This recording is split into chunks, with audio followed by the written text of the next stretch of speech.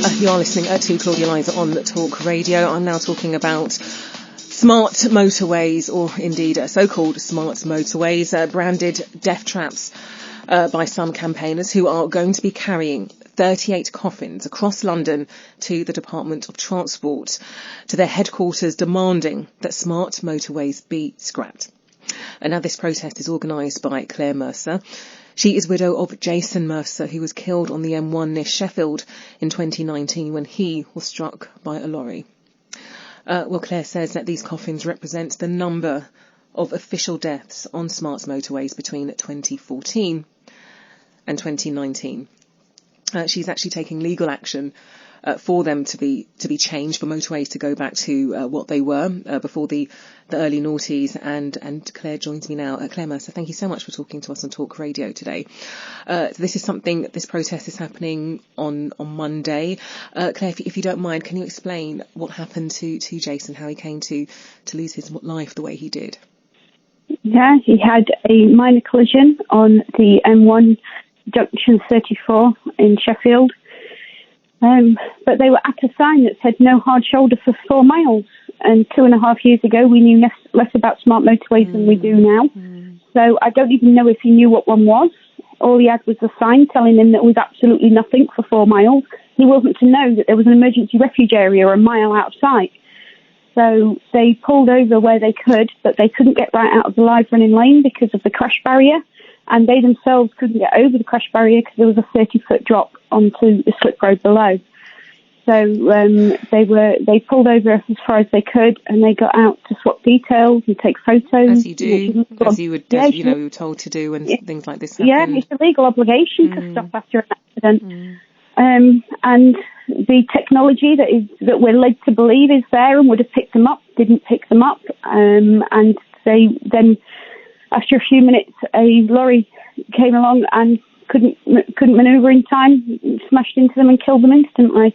But even then, the technology that we're led to believe didn't pick them up. So then they were smashed across the whole 4 lanes. It was a scene of utter carnage, and still the technology. They were dead on the road for 6 minutes before they closed the lanes, and that was only after members of the public phoned in. Still, nothing picked them up. So if it's not going to pick, a scene of utter carnage up, it's not going to pick 2 people just stopped, is it? Claire, I'm so sorry. This is so devastating. And for those who don't understand how smart motorways work, can you explain? Because as you said, he was on the hard shoulder, something that many of us are familiar with, particularly if you passed your test many, many years ago. The hard shoulder is where you stop, you're advised to get out of the car, if the car breaks down, indeed, if you're involved in any kind of accident, and you come down. Smart motorways work whereby the hard shoulder is now used as part of the motorway. Is that right? And there are other technology which is used to, they say, to make the roads safer and better for people to use. Is that right, Claire? Yes, yeah. There is 2 main types of smart motorway. There's dynamic and all-lane running, but they're phasing out dynamic because even Highways England and the government admit that dynamic is too confusing. That's when sometimes it's a hard shoulder and sometimes it's not. But if you're in the middle of a motorway, how do you know when you're on a dynamic and when you're not? And is it that one occasion in the highway code where you can cross a solid white line? Because I don't even drive, and I know you do not cross a solid white line, but you can if you're on a dynamic and the hard shoulder's turned off. So they're phasing out dynamics. Is that down to your campaigning that they're now getting rid of that type of smart motorway? I don't know. I think that they were that lethal that was going to happen eventually anyway. We certainly had to raise the public profile of smart motorways. We had to educate the public because the government never did. You never saw an advert before this year, and then it was such a flippant, offensive advert. It was just disgusting. When has the government ever taken men dressed in costumes squashed to a screen? That type of approach. Yes, you're talking about the insets that were the men dressed as insets giving people advice on. Yes, and the problem with those adverts. The major problem that we had, because it upset all us families, is that almost every one of these incidents, our loved one wasn't in their vehicle, they were stood on the road. So basically my husband was squashed onto the windscreen of a van. They do that as an advert. They think that's funny to do that as an advert. So, it's just an extra kick in the gut. But yes. Apologies for that. So sorry about that, Claire. What was the other type of smart motorway that you say that's still continuing, that's not going to be phased out? How does that work? That's all lanes running. The hard shoulder is permanently removed. It is always a live acting lane. So really? It's never turned on and off. And that's what they're going to do more and more of. And what people don't understand is this is the carnage with 200 miles of smart motorway. They're turning the whole country's motorway network into these. So this is just with 200 miles of it at the moment. What is going to happen when the whole country's motorway network? I mean, your news report just 2 minutes ago said there's 3 motorways shut this weekend for works. Well, can you guess what works it is?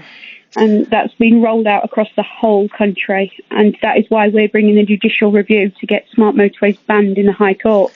But it's just taking so long. It's taken over 2 years already. 2 years, and is this why you're now actually taking your fight, taking your calls to the Department of Transport on Monday? Yes, because it's just been going on. And of course, people are getting killed and injured still while I'm sat waiting for the legal action, and I'm sat at home. I've given up my job, and I'm just campaigning constantly. I just live on this computer. You've given up your job? Yes. Yeah, I was an engineering buyer, and I've had to give up to concentrate on this to just raise awareness of this, because at least if you know what a smart motorway is, I mean, Jason might be alive if we'd known what a smart motorway was. It'd have been like, I know what's happening here, I know what not to do. But then in other cases, they absolutely couldn't move. Jason's vehicle was capable of moving, he just didn't know otherwise. But in other cases, their vehicles are absolutely not capable of moving, so education wouldn't have saved them anyway. But in Jason's case, it could have saved him.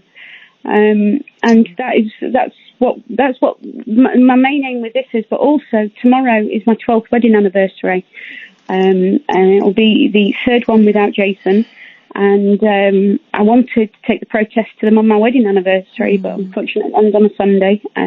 So that's why we're doing it on the Monday. And we just want to, as my co-organiser, Mike Rawson, says that, he says we want to embarrass the government because they keep saying they're going to do this and they're going to do that. We've had 10 reviews into smart motorways this year alone, but never once do they turn off the hard shoulder while they check just yet again to see if it's killing people.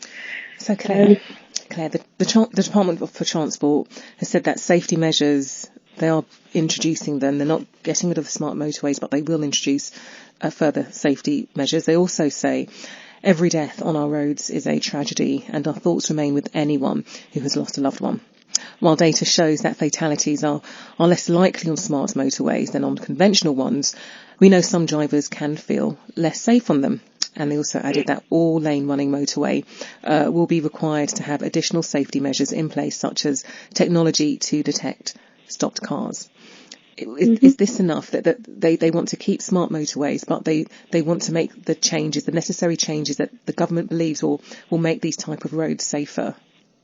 Well, they've given you that statement recently, in the last day or so, I imagine at least. 2 weeks ago, they opened a section of the M4 in Berkshire with absolutely no smart technology in it whatsoever. All they have done is remove the hard shoulder. They have not. They promised they wouldn't open any more without the technology in place. They should never. Why did they have to make that promise? They never. That's what they did where Jason was killed. The technology wasn't in yet. But now, and this is 2.5 years later, they've opened another massive section near Berkshire that has got no technology in it at all. So they're still making these statements, they're still making these promises, and they're still opening sections with no technology in it at all and no hard shoulder. So Claire, with your legal fight, with what you will be calling on the Department for Transport, calling on the government to do on Monday, is it to completely scrap smart motorways and go back to what motorways used to be before their introduction, or would you want some kind of significant changes to the current infrastructure, the current technology in place? I don't care what you call it. I don't care what you call the road. I don't care what you call the change. I just want the hard shoulder back in every single instance. Have your technology on top of a hard shoulder. Have your gantries, have your lights, have your lasers, but have a hard shoulder in every single instance. What about education? Better education, not that farcical advert, but yes, better education, would that make a difference? It would in some cases. It would in Jason's case. My husband would still be here if he'd been told how to use a motorway, a massive fundamental change to the biggest roads in our country. But in Nargis Begum's case, her car couldn't move. She was killed trying to get off the smart motorway. In Derek Jacobs' case, he was killed trying to get off the road. An 8-year-old boy was killed on a viaduct smart motorway. I mean, an extra emergency refuge area isn't going to improve anything for him. You know, it's just, so that is why we're bringing this protest, and that is why we're going to be marching across London Bridge, carrying a procession of 38 coffins and a massive banner. This is not even the full death toll. And we're going to be outside Parliament, and we're going to give speeches, and we're going to answer questions. I've got a lot of media interest, and then we're going on from there to the Department of Transport. Colette, can I put something to you that was also included in that Department for Transport statement? They said that data shows that fatalities are less likely on smart motorways. Is that something you're aware of? Do you accept that data? The rest of that sentence is life-changing injuries have increased, though. They cherry-pick the data. They cherry-pick which data they release. So I think it was something like 0.05% less likely to be killed on a smart motorway than a conventional motorway, but you're more likely to be horrifically maimed. Because you think about it, ignore the data, ignore the stats, ignore my side versus their side. How can it possibly be safer to remove the hard shoulder than to... So if you break down in a live running lane rather than on an empty lane. It can't possibly be safer to break down in a live running lane with trucks that can't stop in the same time. It's not bad drivers, it's physics. A 40-ton truck at 56 miles an hour cannot stop in the same braking distance as a Fiat 500 with 2 people in it. And that is why it is almost always a truck that hits the stranded car.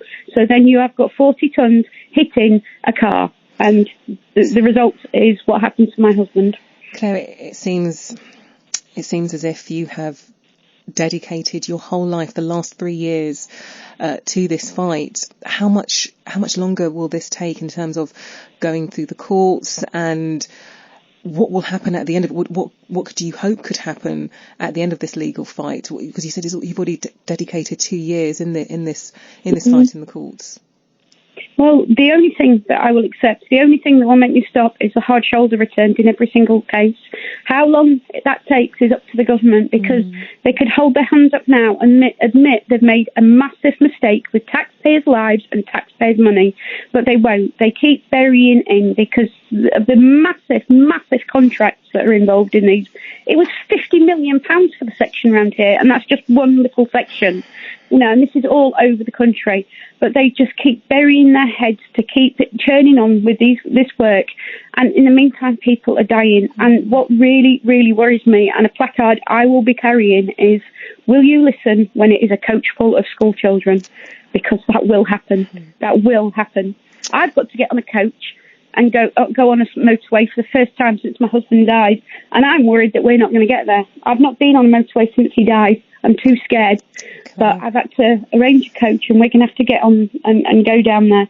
And I'm scared we're not going to make it. But this is just with a couple of 100 miles of smart motorway. When it's everywhere and you cannot avoid them, our kids are going to, when they go back on school trips and, OAPs go on day trips to Brighton, it will be on smart motorways. And what is the contingency plan for when 53 people get stranded by the side of the road? Well, Claire, I honestly do pray that it never comes to that. And tomorrow, on your anniversary, you sit down, remember Jason, get some family members. If you can, try not to be by yourself. No, we're having a big family meal. Okay, my mum has arranged a family meal for us. I love that. And a bit of a de-stress and wind down before the next day, which is going to be a very, very big thing. It's going to be a long day, exactly. I know, I'm sure I work at 5 News as well. We'll try and cover that as well, Claire, okay? Yeah. But you do take it easy, and good luck for Monday and also tomorrow as well. You stay close with your family, okay? Okay, thank you. And if anybody wants to join us, they're more than welcome. We need as many people as possible to carry these coffins. So whereabouts is it starting in London? It's near the London Eye, Belvedere Road. So then it's a 10-minute walk across Westminster Bridge to Parliament Square, where we stop for a bit, and then another 10-minute walk to the Department of Transport. And all the details are on our Facebook, Twitter and website, all called Smart Motorways Kill. Okay. Claire Mercer, thank you so much for talking to Talk Radio. Good luck on Monday. You are listening to Claudia Liza on Talk Radio.